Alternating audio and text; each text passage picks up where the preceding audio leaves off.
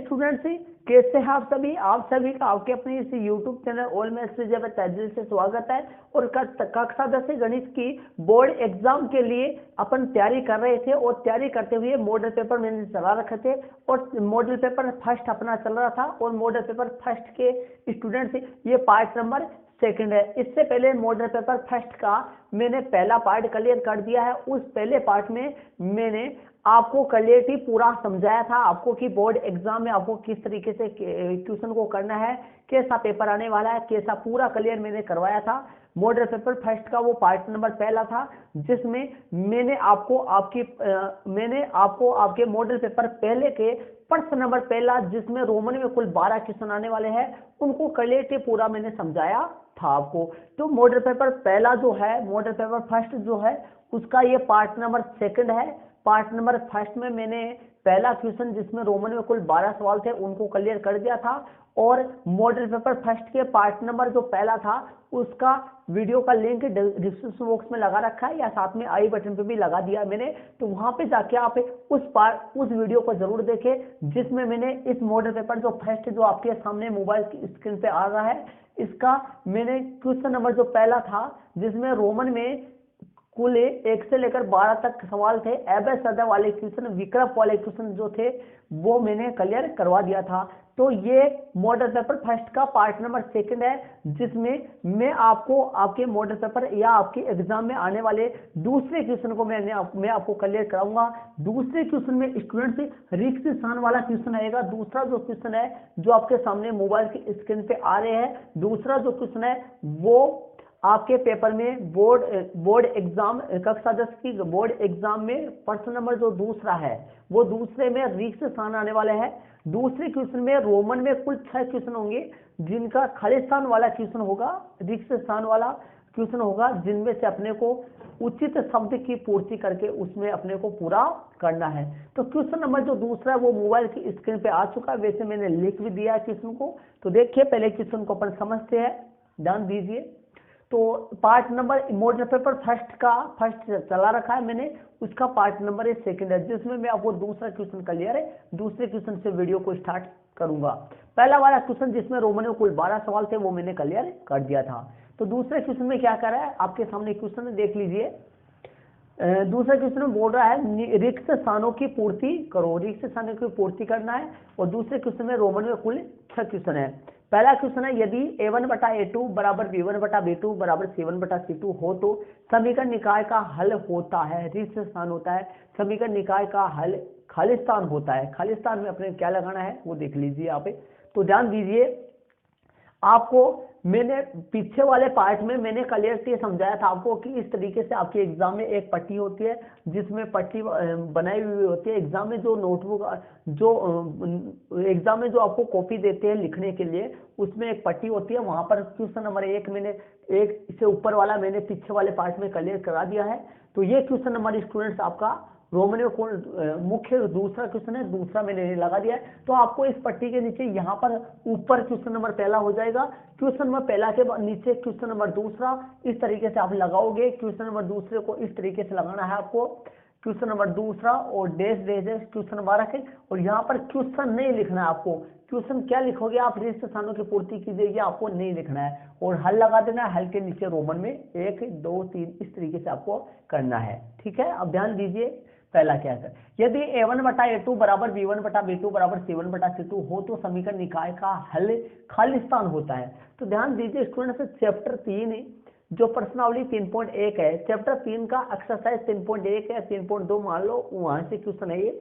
तो क्या है मैं तीनों ही आपको बता देता हूँ, ध्यान से समझिए। a1/a2 b1/b2, एक तो ये सूत्र है यदि ये आपस में दोनों बराबर नहीं हो, एक तो ये सूत्र है और एक देखिए a1/a2 b1/b2 c1/c2, एक ये है a1/a2 b1/b2 c1/c2, यहाँ पर आ जाएगा नॉट इक्वल।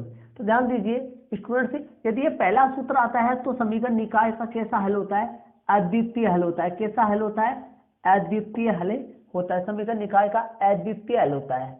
और यदि ये सेकंड वाला ये आए तो ये आए तो समीकरण निकाय का अपरिमित रूप से अनेकल, क्या आएगा, अपरिमित रूप से अनेकल। और यदि ये तीसरा आता है तो समीकरण निकाय का कोई हल नहीं है, समीकरण निकाय का कोई हल नहीं है। ये टेबल बनी हुई है आपके, या मेरे आपने नहीं देखा है चैप्टर को पूरा नहीं देखा है तो चैप्टर का लिंक डिस्क्रिप्शन बॉक्स में मिल जाएगा, वहां पे जाके मेरा अच्छी तरीके से क्लियर करवाया, वहां पे जाके जरूर देख लीजिए। तो अद्वितीय हल तो नहीं होगा अपने पास, तो तीनों बराबर आ रहे हैं, तीनों बराबर आ रहे हैं, तो स्टूडेंट्स ये वाला बीच वाला होगा जिसमें आएगा अपरिमित रूप से अनेकल आएगा। क्या लिख देंगे यहाँ पर, अपरिमित रूप से अनेकल।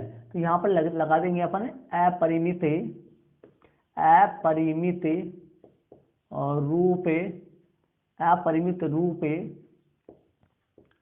रूप से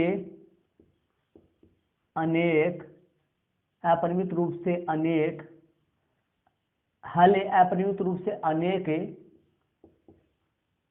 ये लो मैंने लिख दिया स्टूडेंट से, यहां पर आ जाएगा, इसके अंदर बना जाएगा अपरिमित रूप से अनेक। देखो यदि a1 बटा a2 बराबर b1 बटा b2 बराबर c1 बटा c2 हो तो समीकरण निकाय का हल अपरिमित रूप से अनेक होता है, अपरिमित रूप से अनेक होता है। इनके नीचे अंडरलाइन कर देना है, अपरिमित रूप से अनेक होता है। ये इसका रोमन में पहले का आंसर हो जाएगा, अपरिमित रूप से अनेक हल। यदि a1 बटा a2 बराबर b1 बटा b2 बराबर c1 बटा c2 हो तो समीकरण निकाय का हल अपरिमित रूप से अनेक होता है, या समीकरण निकाय का हल अपरिमित रूप से अनेक हल होता है। तो शुरू में हल लिख दिया है, क्वेश्चन में लिखा है, तो आगे अपन हल नहीं लगाएंगे या फिर लगा देंगे, कोई गलती नहीं होगी। तो ये रोमन में स्टूडेंट्स पहला हो गया जिसमें क्या भरा जाएगा, अपरिमित रूप से अनेक हल भरा जाएगा। दूसरा क्वेश्चन देखते हैं रोमन में, समांतर श्रेणी 10 8 6 4, 10 8 6 4 का सातवां पद निकालना है स्टूडेंट्स।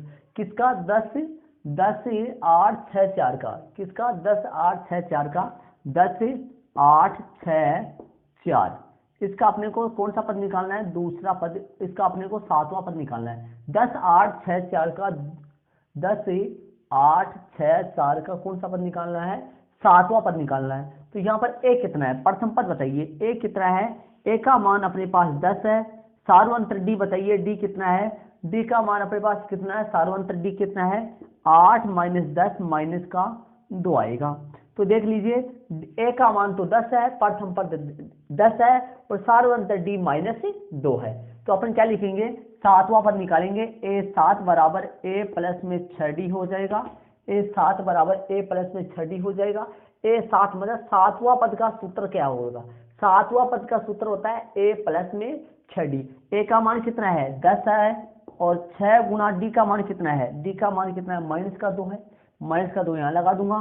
तो आपके सामने 10 प्लस माइनस माइनस 6 दूनी 12, तो ये लो सातवां पद निकल के आपके सामने कितना आ गया, माइनस का 2 आ गया। कितना आ गया, माइनस का 2 आ गया। तो इसमें क्या आएगा, 10 8 6 4 का सातवां पद माइनस का 2 होगा। कितना होगा, माइनस का 2 होगा। इनके नीचे अंडरलाइन कर देंगे, यही अपना आंसर होगा। तो मैंने प्रथम पद और डी देखा और सातवां पद निकाल दिया, a प्लस 6d हो गया।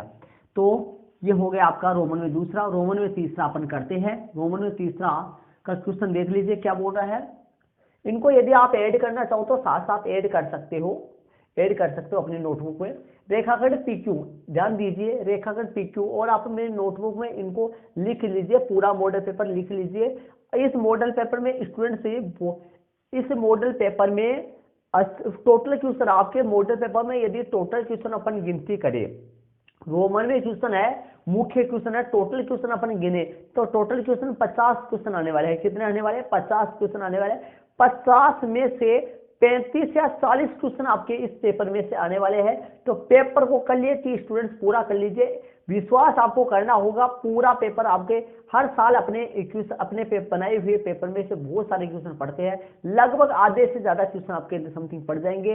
और यदि मान लो सेम टू सेम क्वेश्चन आधे पढ़ जाएंगे, और यदि मान लो संख्या वगैरह चेंज करके क्वेश्चन बहुत सारे पढ़ने वाले हैं, इनको इस मॉडल पेपर को आप अपनी नोटबुक में ऐड कर लीजिए। तो चलते हैं आगे। 10 8 6 4 का सातवां पद -2 हो गया, मैंने -2 निकाला है आपके सामने।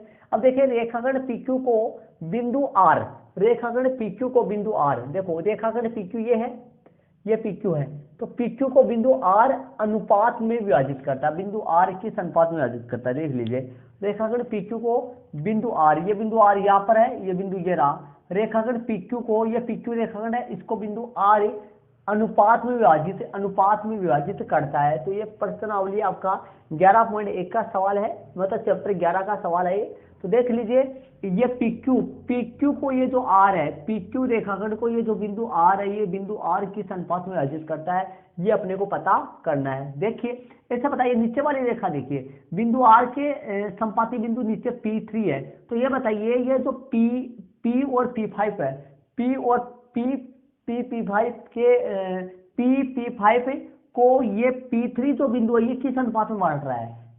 ये जो रेखा नीचे वाली है, इस रेखा को ये P3 जो बिंदु है, ये किस अनुपात में बांट रहा है? ये 3:2 में बांट रहा है, क्योंकि इधर 3 पार्ट है, देख लीजिए 1 2 3 और इधर 2 पार्ट है। तो ये 3:2 में ही इसको बांटेगा, क्योंकि ये वाली रेखा इसके क्या है, समांतर है। तो कितने अनुपात कितने में बांटेगा? 3:2 में बांटेगा। तो यहाँ पर अपन लिख देते हैं 3:2।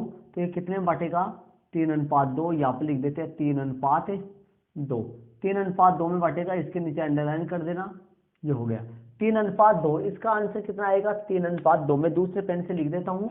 आप एग्जाम में दूसरे पेन से वगैरह से नहीं लिख के लाना, आपको स्टूडेंट्स एग्जाम में लिखते वक्त इनके अंडरलाइन कर देना, बस पेन वगैरह यूज नहीं करना, अंडरलाइन कर देना है। और पूरा क्वेश्चन ऐसे लिखना है, क्या पता आप पर्सन डाल के 3:5 3:2 लिख दो। और 3:2 क्या होता है, कई बार एग्जामिनर की ध्यान से न देखने की वजह से एग्जामिनर का नंबर देना छूट जाता है, वो क्वेश्चन दिखाई नहीं देता जल्दी से। तो स्टूडेंट्स आप क्या करना है, आपको इस तरीके से पूरा क्वेश्चन लिख के आपको क्लियर करना है। तो 3:2 में विभाजित करेगा, कितना अनुपात 2 में? 3:2 में, क्योंकि ये 3 पार्ट है तो नीचे 2 पार्ट है, तो 3 तो ये हो गए, 3 तो ये हो गए और 2 ये हो गए, तो 3:2 में विभाजित। रोमन में चलते हैं चौथा। रोमन में चौथा देख लीजिए, दो बिंदुओं 2, 3 और 4 के बीच की दूरी है। तो स्टूडेंट्स बीच की दूरी का सूत्र लगाकर अपने को इन दोनों बिंदुओं के बीच की दूरी अपने को फाइंड करनी है। तो देखिए कैसे अनुपात निकालेंगे अपन बीच की दूरी। बीच की दूरी का सूत्र होता है x2 - x1 का होल स्क्वायर और प्लस y2 - y1 का होल स्क्वायर। मान अपन रख देंगे इसमें और हल कर देंगे।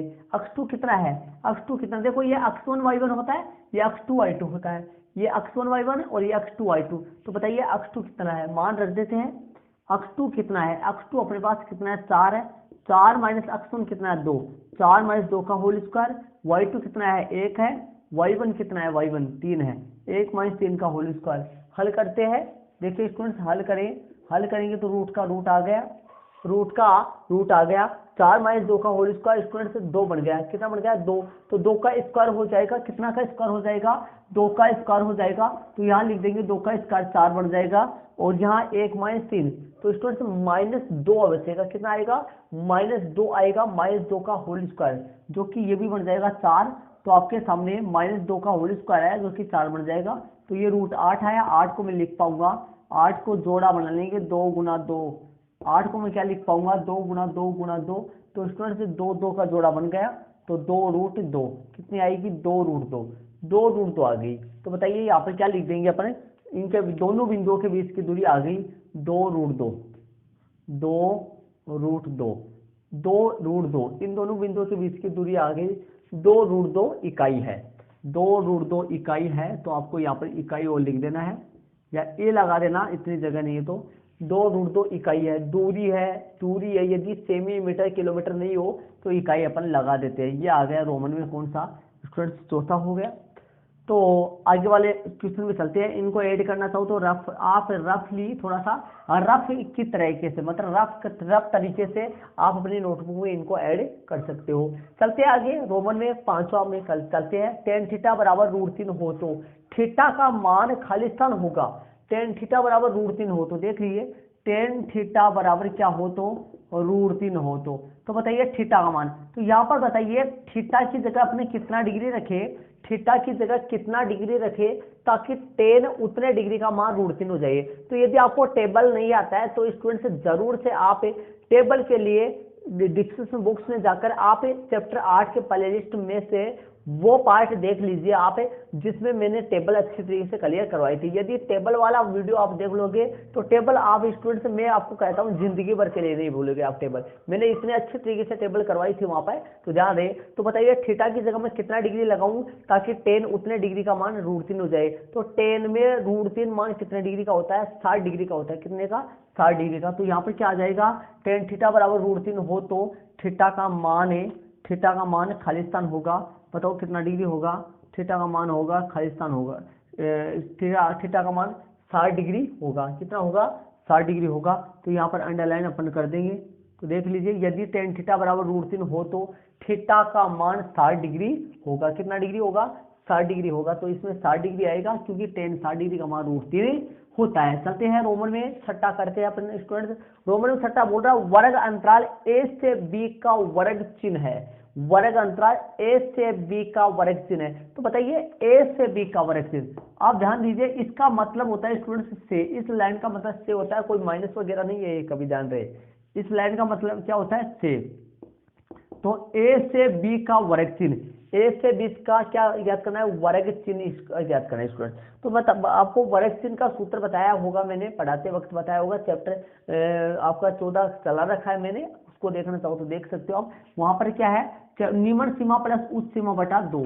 सूत्र क्या है? वर्ग चिन्ह निकालने का सूत्र होता है निम्न सीमा प्लस उच्च सीमा बटा 2। तो निम्न सीमा का मतलब पहला मान प्लस में दूसरा मान बटा में 2। तो a प्लस बी बटा 2 क्या आएगा? a प्लस बी बटा 2। तो यहाँ पर आ जाएगा स्टूडेंट्स वर्ग चिन्ह का जो सूत्र है वो हो गया a प्लस बी बटा 2। वर्ग चिन्ह का जो सूत्र है वो हो गया a प्लस निम्न सीमा प्लस उच्च सीमा बटा 2। ये सूत्र इसका लग जाएगा a प्लस बी बटा 2, निम्न सीमा प्लस उच्च सीमा बटा 2। तो ये रोमन में छठा हो गया स्टूडेंट्स। इनको आप अपनी नोटबुक में ऐड कर लीजिए ताकि आप लगातार कर सके, और इस तरीके से आपको करना है। और आंसर यहीं पे आपको लगा देना है, सबका एक साथ आंसर लगा देना है। तो ये रोमन में मुख्य दूसरा क्वेश्चन हो गया, जिसमें रोमन में कुल आपके पास 6 खालिस्तान होंगे। उन खालिस्तानों को आपकी पूर्ति करनी पड़ेगी। 6 खालिस्तान होंगे स्टूडेंट्स, उन खालिस्तानों में आपको पूर्ति करनी पड़ेगी। और इसको आप अपनी नोटबुक में ऐड कर लीजिए। अब इसके आगे आप एक साथ ही आंसर लगा देना इनका।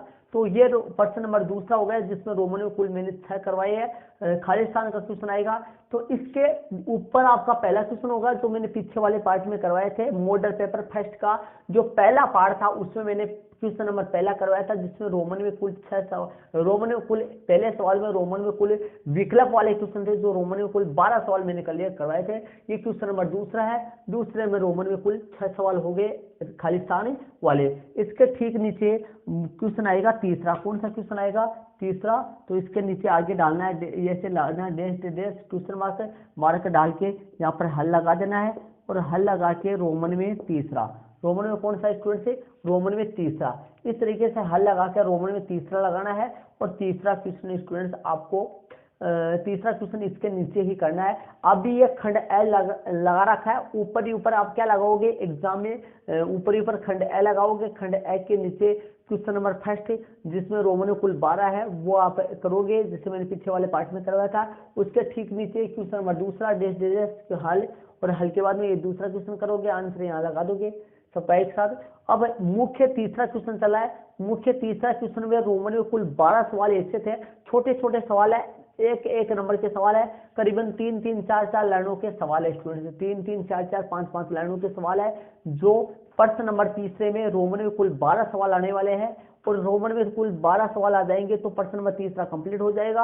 और इसी के साथ अपना मॉडल पेपर फर्स्ट का खंड ए जो पार्ट है वो पूरा कंप्लीट हो जाएगा स्टूडेंट से। तो यदि आपको स्टूडेंट से इससे आगे वाला जो तीसरा क्वेश्चन है, इससे आगे वाला जो स्टूडेंट से तीसरा क्वेश्चन है, उसमें रोमन में कुल 12 क्वेश्चन है। कितने क्वेश्चन है रोमन में? कुल 12 क्वेश्चन है स्टूडेंट से, जिनको मैं आपको अगले वाले पार्ट में कराऊंगा। मॉडल पेपर फर्स्ट का पार्ट नंबर 3 में कराऊंगा। और पार्ट नंबर 3 देखने के लिए स्टूडेंट से तैयार है।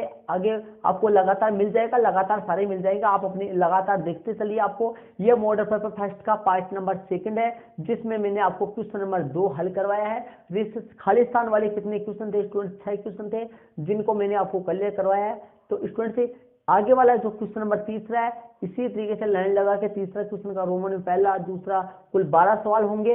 तो स्टूडेंट्स पूरा जो खंड ए की बात करें तो पूरा खंड ए 30 नंबर का है। कैसे? पहला क्वेश्चन रोमन में कुल पहले क्वेश्चन में रोमन में कुल 12 क्वेश्चन है जो कितने नंबर के बन गए? 12 नंबर के बन गए। और दूसरे क्वेश्चन में रोमन में कुल कितने स्टूडेंट से 6 क्वेश्चन है जो खालिस्तान वाले हैं जो मैंने अभी करवाया है। और तीसरे क्वेश्चन में रोमन में 1 से लेकर 12 तक क्वेश्चन है जो एक नंबर के होते हैं और 3-3 4-4 लाइनों से होते हैं। तो 12 यहाँ पर लगा लीजिए। तो आपके सामने ये टोटल जोड़ेंगे तो 30 होगा। तो खंड ए जो है ना वो आपका टोटल कितने नंबर का आएगा? 30 नंबर का आएगा। कितने नंबर का आएगा? 30 नंबर का आएगा। 12 दूनी 24 और 36। तो स्टूडेंट्स इसके अगले वाले पार्ट में अपन 30 का क्वेश्चन करेंगे। तो पार्ट वाइज आप देखते चलिए। मॉडल पेपर फर्स्ट चल रहा है। मैं आपको कक्षा 10 की 2022 में स्टूडेंट से बोर्ड एग्जाम देने वाले स्टूडेंट्स के लिए मैं तैयारी करवा रहा हूँ। बोर्ड आपके मॉडल पेपर चल रहे हैं। तो मॉडल पेपर का ये सेकंड पार्ट क्लियर हो चुका है। थर्ड पार्ट में अपन जल्द ही मिलेंगे। तो स्टूडेंट्स वीडियो कैसा लगा कमेंट जरूर से कीजिए। Thanks to students. जय हिंद।